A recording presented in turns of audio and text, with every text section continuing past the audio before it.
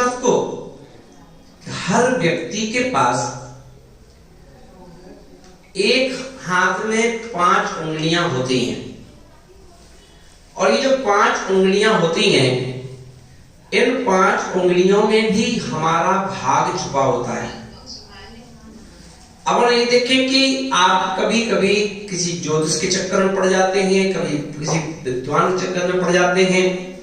आपको कहीं भी भटकने की आवश्यकता नहीं है, क्योंकि यदि अपन देखेंगे कि सबसे पहली उंगली अगर हमारे सीधे हाथ की कोई है तो वो तर्जनी है, जिसे हम पहली उंगली कहते हैं, जैसे हम किसी दूसरे को दिखाते भी हैं।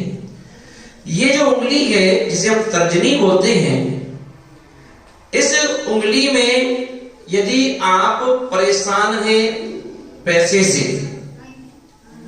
से आपको जूझना पड़ रहा है, आपकी बुद्धि काम नहीं कर रही है, आपका मन अशांत है, और जो भौतिक विकास है वो विकास नहीं हो पा रहा जैसा आप चाहते हैं, तो आपको ये उंगली आपके लिए बड़ी सहायक है। तो आपको करना क्या है? आपको इस उंगली में, जिसे हम तर्जनी कहते हैं, इसमें आपको एक बाजार से पंच धातु की एक अंगूठी तैयार करवाना है। छल्ला जिसे कहेंगे, गोल्ड रिंग। तो पंच धातु का एक रिंग आपको उस तर्जनी में पहनना है।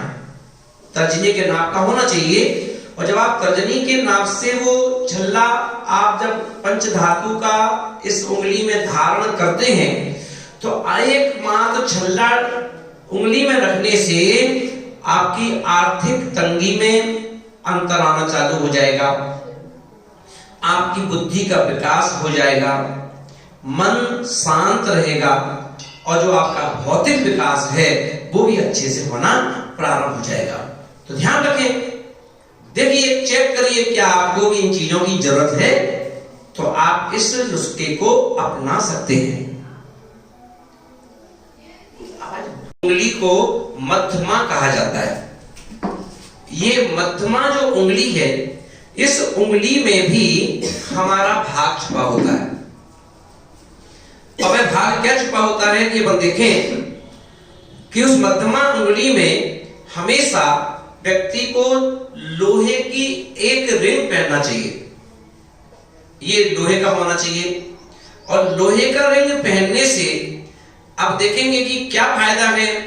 तो जिन जिन व्यक्ति के घर में यदि कोई व्यक्ति शराब पीना चालू कर दिया है, किसी व्यक्ति ने उल्टी सीधे काम करना प्रारंभ कर दिए हैं, तो उस व्यक्ति की मध्यमा उंगली में ना, क्योंकि जब भी कोई व्यक्ति ये गलत काम करना प्रारंभ करता है, तो इससे पता चलता है कि इसका राहु और केतु जो ग्रह है वो इसे परेशान कर रहा है।